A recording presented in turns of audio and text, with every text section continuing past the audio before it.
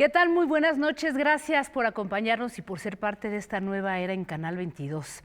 Debate 22 es un espacio en el que vamos a apostar por la conversación pública inteligente desde la diferencia. No tenemos por qué pensar todos lo mismo, pero siempre intentaremos encontrar ejes comunes.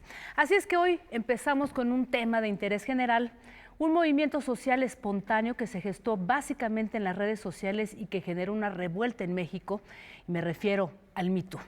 Pero para darle una justa dimensión habría que entenderlo desde su fuerza global, porque esto nos ha mostrado que sin duda asistimos a una de las revoluciones culturales más importantes del siglo XXI. Un movimiento que viene construyéndose desde abajo, es espontáneo, es popular y es antineoliberal. Es una revolución tan importante quizá como la que en el siglo pasado permitió a las mujeres incidir en la vida pública a través del voto o ganar libertades como el uso libre de la pastilla anticonceptiva y el derecho al aborto. Hay quienes le llaman la tercera ola del feminismo, pero como sea que le nombremos, lo cierto es que en esta revolución las redes sociales han sido grandes aliadas. Diversos han sido los movimientos alrededor de esta oleada cultural: la marcha de las mujeres contra el machismo y la misoginia de Donald Trump, la ola verde argentina a favor de la despenalización del aborto, los paros feministas del 8M, la primavera violeta en México, los emblemáticos movimientos Ni Una Menos, Mi Primer Acoso, Mira Cómo Nos Ponemos y desde luego la irrupción del Me Too en los círculos más progresistas del ámbito cultural. Nos encontramos pues frente a una explosión, permítame decirlo, una explosión internacionalista del feminismo que parece decir al unísono que no hay retorno, que el poder conquistado es irreversible y que al encierro y a la clandestinidad las mujeres no volvemos nunca más. Bienvenidos, esto es Debate 22.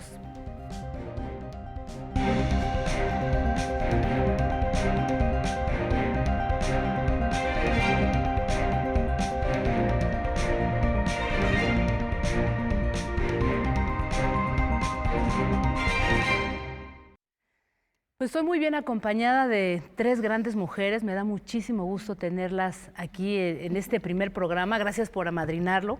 Y empiezo presentándote, bueno, Blanche, ninguna de ustedes necesita presentación, pero Blanche Pietrich, una gran escritora, periodista, activista también, muchas gracias por estar con nosotros. Lidiet Carrión, también periodista, escritora, aquí tenemos su libro, al rato hablaremos de él. Y Andrea Medina, una abogada feminista, una gran promotora, defensora y sobre todo ha sido una mediadora en esta irrupción del Me Too. Muchas gracias por estar aquí con nosotros. Y yo quisiera comenzar con una pregunta ahora que yo pensaría que están los ánimos un poquito más calmados, más tranquilos. Y me gustaría plantearte la primera pregunta a ti, mi querida Blanche, dado que eres una mujer sin duda que ha defendido las causas femeninas, laborales, en todos los terrenos, pero fuiste muy clara y muy contundente al cuestionar, digamos, los excesos, tal vez los errores, en medio de una situación dolorosa y terrible como fue el suicidio de Armando Vega Gil. ¿Dónde estaríamos parados a 2 meses de la irrupción del Me Too, Blanche? Gracias, Jacaranda. ¿Por qué empiezas conmigo? la menos experta en el tema, no, bueno, pero en este panel. Yo creo que hay un ánimo distinto al de hace 2 meses y me alegra que así sea. Por una parte, parecería que se apagó el ruido en Twitter, porque básicamente más que redes sociales fue una en particular. Y tú tenías un poco Facebook, ¿no? O sea, ahí sí, también, desde luego.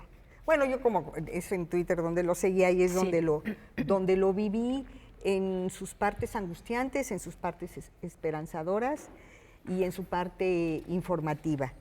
Pero por lo que yo fui criticada y apoyada en una exposición bastante descontrolada de ¿Tú también fuiste víctima de acoso de alguna manera? No, jamás me atreverías a decir eso. Al contrario, agradezco la atención a una opinión muy personal que expresé en algún momento, pero lo que sí yo veía era que ya había una intoxicación se mezclaba la denuncia con la revancha, con los mensajes de odio, y lo que se volvió muy esperanzador en algún momento y que nos despertó a todas y a todos, empezó como a enturbiarse de una manera peligrosa, cada vez ser más impreciso los límites entre la verdad y las invenciones, y yo así fue como lo experimenté. Y tu carta fue contundente de alguna manera.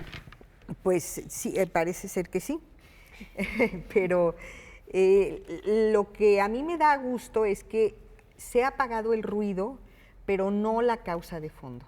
Y eso es lo importante, en buena medida gracias a periodistas como Lidiet y los periodistas de pie de página que le dieron un contenido mayor, y en parte también por la militancia de mujeres de abogadas, como claro. Andrea, que lo concretaron en expedientes, en experiencias, claro. y se decantó, digamos, el ruido, ¿cómo dicen? La nuez, la paja y el... ¿Cómo se dice el dicho? Fíjate que ¿cómo se dice? ¿Cómo se dice? Ahí sí lo desconozco, pero se llegó a la nuez del tema. Sí. A eso me refiero, ¿no? Después de tanto digamos ruido, al centro de la discusión. Había un ruido que no estaba llegando a ningún lado desde mi punto de vista. Un ruido que para muchos, muchas también hombres y mujeres, se sumaban a decir que digamos que el gran error era el anonimato, no dar la cara, hacerlo sin dar nombres, pero ¿cómo hacerlo en un país donde tenemos, 10 feminicidios al día, 9,000 mujeres desaparecidas? Bueno, ese es un dato de ONU Mujeres, una violencia extrema. ¿Cómo no hacerlo desde el anonimato, Andrea? Justo se necesitaba el anonimato, y parte de lo que seguimos planteando es que aún en el anonimato eso no quita la responsabilidad de las autoridades, sean privadas, sean públicas, de investigar los hechos, de revisar el ambiente laboral, etc. La ley contempla este tipo de conductas no se pueden investigar igual que otras conductas. Requieren características procesales de cómo se presenta la denuncia, de cómo se valora la prueba, cómo se da seguimiento. Hay principio de confidencialidad, se dan apercibimientos, medidas de protección.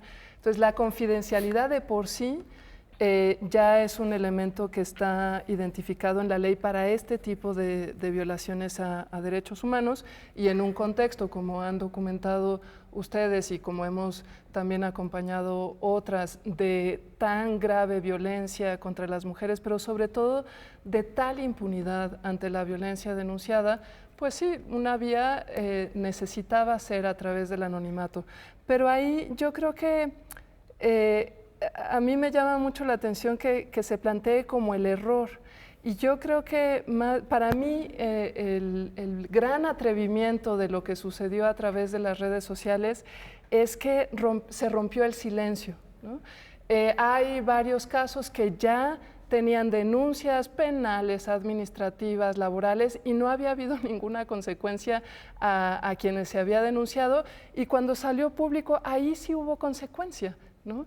Y cuando está en este ámbito un poco más cerrado, oculto, parte de los procesos de obstáculos del acceso a la justicia tienen que ver con que, bueno, vamos dando largas, pero no lo digas a nadie, etcétera.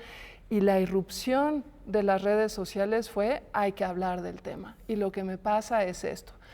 Con errores, sin duda, cada quien podrá expresar y plantear lo que pueda en ese momento, pero para mí, si bien llegó hasta un ruido, para mí lo muy valioso es que se rompió un silencio que se busca mantener ahora. Por ejemplo, en relación al anonimato dijeron que salgan a denunciar. Pues si hay algo que va a inhibir que se hable del tema, pues es estas formas de no acceso a la justicia y de exigencia a las mujeres para que puedan ventilar este tipo de problemas. Estamos registrando actualmente ya varias demandas civiles por daño moral contra quienes denunciaron o contra quienes apoyaron.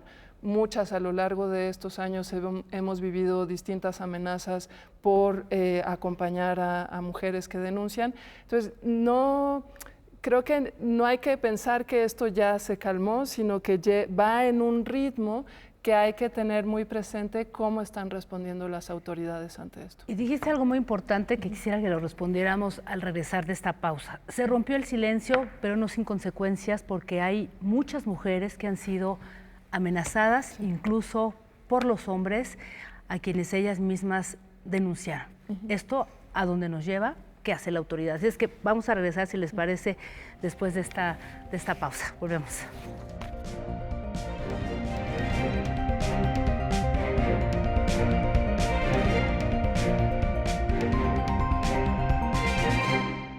Volvemos aquí a Debate 22 con nuestro tema La Revolución Me Too a 2 meses del estallido en México. Y antes de irnos a la pausa, yo decía que, siguiendo tus palabras, Andrea, se rompe el silencio, afortunadamente, con todo este movimiento, pero esa ruptura no se hace sin consecuencias porque hay mujeres que han sido amenazadas incluso por sus propios acusados. Entonces, ¿dónde estamos paradas? ¿Qué va a pasar ahí? ¿Cuál va a ser la respuesta?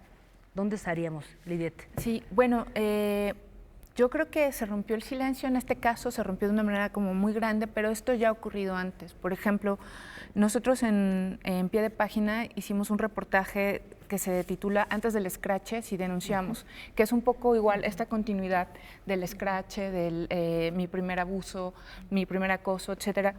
En donde nosotros recabamos historias de mujeres que sí se atrevieron a denunciar legalmente ante las autoridades de la universidad, en el caso concreto de la UNAM y de la UAM, UAM Azcapotzalco, e inclusive frente a la Procuraduría o Fiscalía de la Ciudad de México, y recogimos alrededor de 8 casos, 9 casos, en ni uno solo de los casos hubo llamémoslo una sentencia o algo que diera la razón a las denunciantes. Por ejemplo, hubo el caso de un profesor que fue denunciado por 10 estudiantes. Ajá.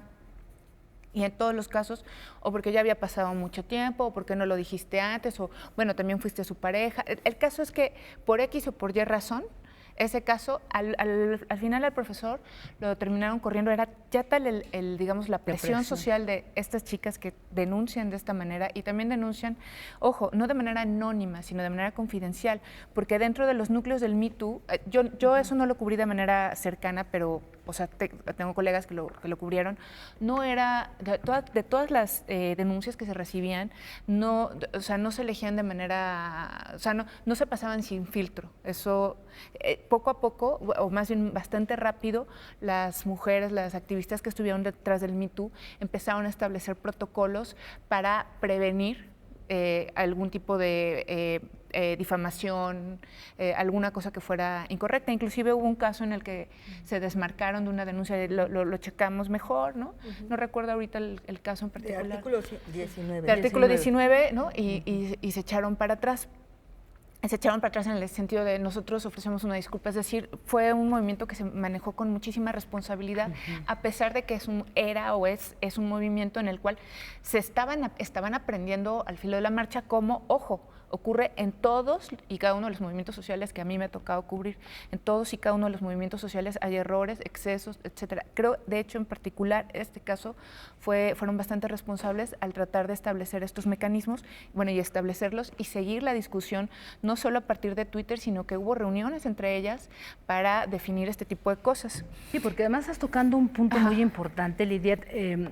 Déjame interrumpirte brevemente. Sí. O sea, de acuerdo a la información que tenemos y lo que se ha recabado en todas las cuentas, que son alrededor de 40, tengo ese número, 40 cuentas que además se crearon de manera espontánea, hay que decirlo. Sí. O sea, nadie las organizó, sí. Todo fue de una manera totalmente autónoma. Entonces, eso ya de por sí es un punto importante a destacar. Pero lo otro es que hay una cifra que resalta mucho y que tiene que ver que la mayor parte de las acusaciones recaen en el ámbito académico y en el de los periodistas. Ahí estamos hablando de algo que nos está diciendo varias cosas, ¿no? Ahí yo quisiera hacer una precisión. Hay que tomar en cuenta quiénes son los usuarios de Twitter para tener claro también un sesgo, ¿no? O sea, una mujer jornalera, por ejemplo, ¿no? o una adolescente de 12 años que no está precisamente en Twitter, sino en otras redes sociales, no va a tener este acceso. Eso solo para dejar claro, bueno, no dejar claro, sino para poner...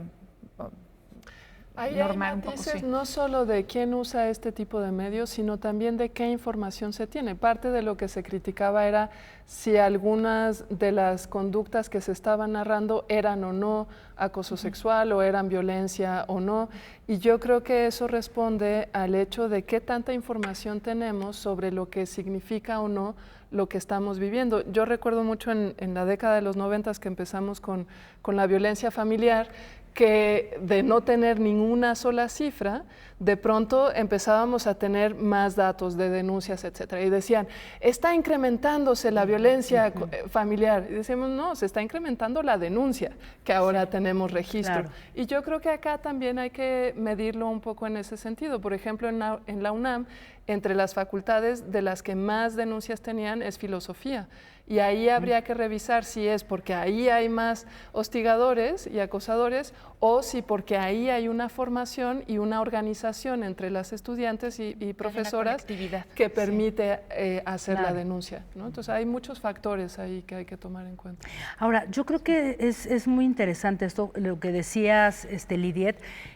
Esto es una consecuencia, o sea, hace 3 años empezó el famoso tendedero de la UNAM, o sea, viene dándose todo un movimiento de mujeres que en algunos casos, si lo hablamos hace un momento, Blanche, no eran anónimas las denuncias, o sea, estaban dando la cara y entonces tuvo que haber de pronto un repliegue porque no hay ninguna consecuencia, las autoridades no hacen absolutamente nada, entonces yo creo que ahí es como plantearnos, bueno, ¿desde dónde? Porque quien ha acompañado a mujeres, como es mi caso, que han sido violentadas, abusadas, etcétera, es muy difícil lograr realmente un acompañamiento legal porque no hay una preparación, una sensibilización. Claro, y el no tener la cobertura de reservar tu nombre te expone más a retaliación, a venganza, a otras formas de violencia.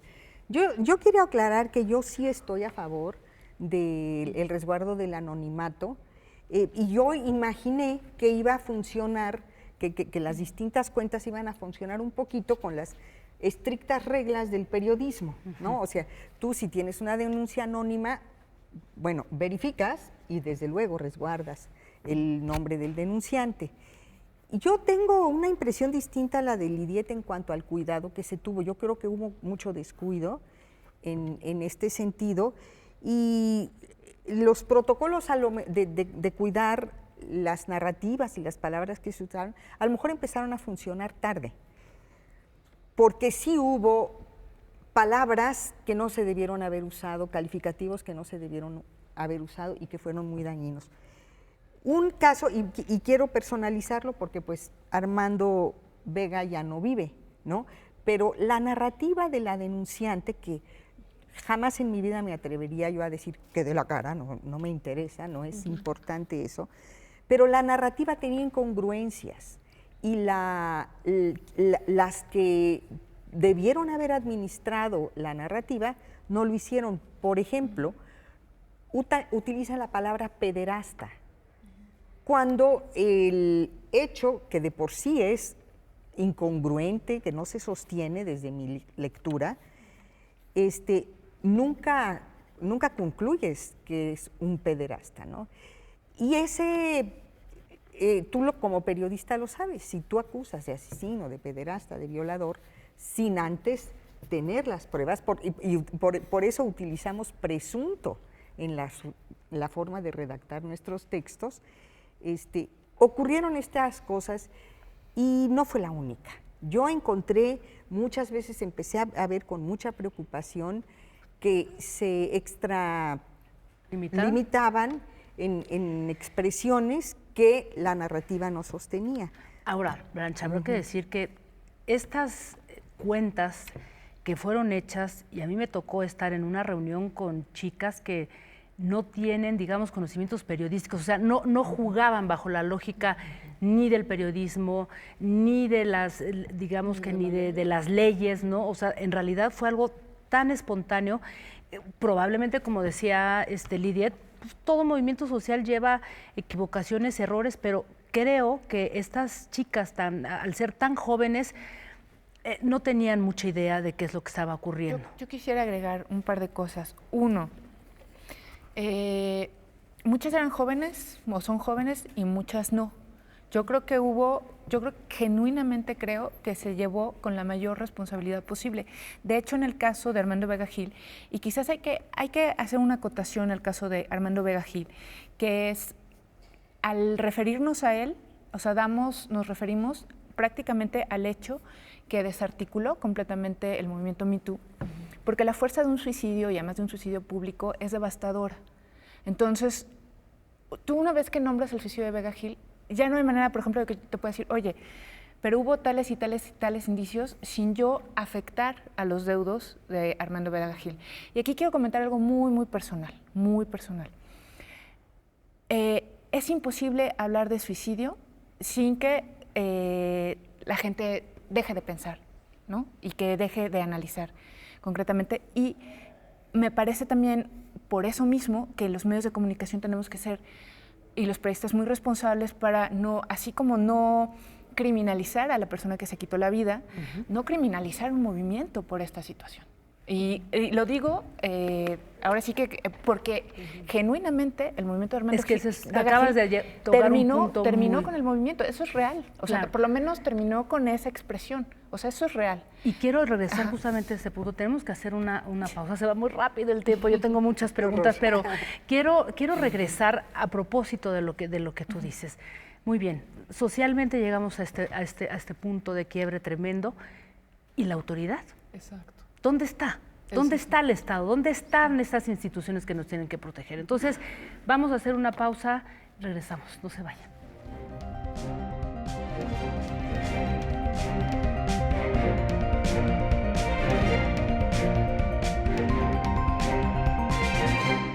Bien, pues seguimos en Debate 22, tenemos muy poco tiempo ya en este bloque, qué barbaridad, cómo se va el tiempo, con muchos temas en la mesa. Antes de continuar, solamente quiero comentarles que las imágenes que están viendo, Revolución Me Too, forman parte de un interactivo que desarrolló el periódico El País y que les recomiendo ampliamente porque es un trabajo muy, muy interesante, muy impresionante, porque hace todo un recuento, digamos, de lo que fueron los movimientos en muchísimas partes del mundo. Pero después de esto, me quedo con esto que decía hace un instante.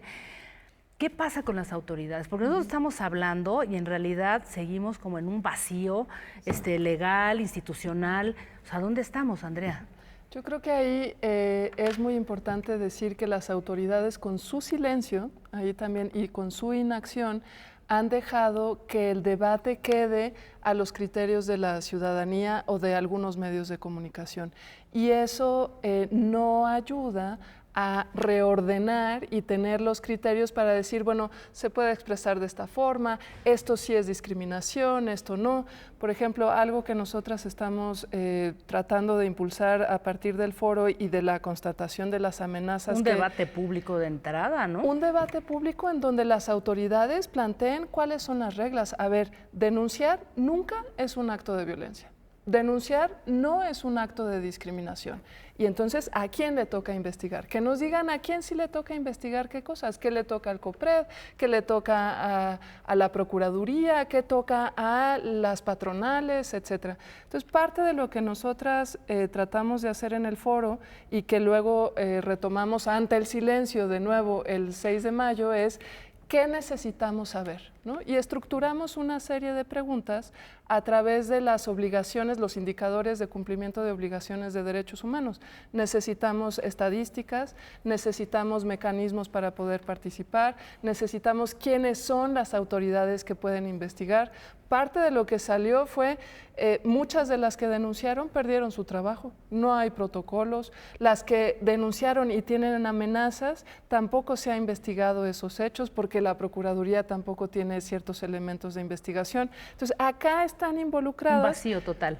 Penal, laboral, administrativo, escolar. Entonces, no es una sola autoridad y creo que varias. son varias y eso nos lleva a la complejidad del tema que hemos querido dejar como solo particular, íntimo, que lo resuelvan, se concilie y se restaure ya el orden. Andrea, queremos transformar el orden.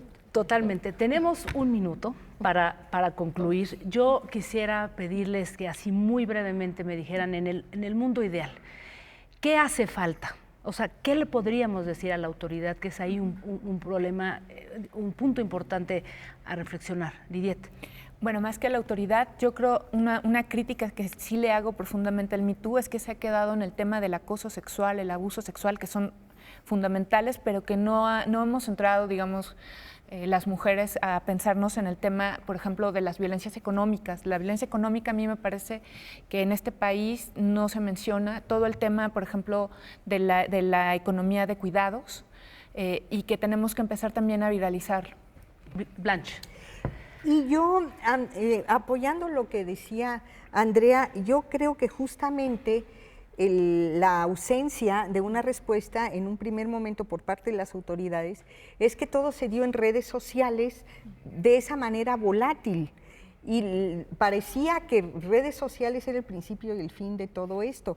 Y la vida está en otra parte, realmente. La vida está en otra parte, está en un movimiento o unos movimientos que se sienten con las instituciones a construir a partir de ahí el debate, a concretar las denuncias y, por supuesto, a mirar hacia estos otros espacios de violencia y que no solo es el acoso, es el feminicidio que tú documentas aquí en este libro. Maravillosamente. Así es que nos vamos, de hecho, con la presentación de este libro, La fosa del agua de Lidiet Carrión. Muchísimas gracias por habernos acompañado, de verdad. Creo que nos quedamos con muchas cosas en la mesa y haremos otro programa. Así es que gracias a todos ustedes. Esto fue Debate 22. Nos vemos el próximo jueves a las 9 de la noche y no se vaya porque viene Fernando Rivera Calderón con una muy buena sorpresa.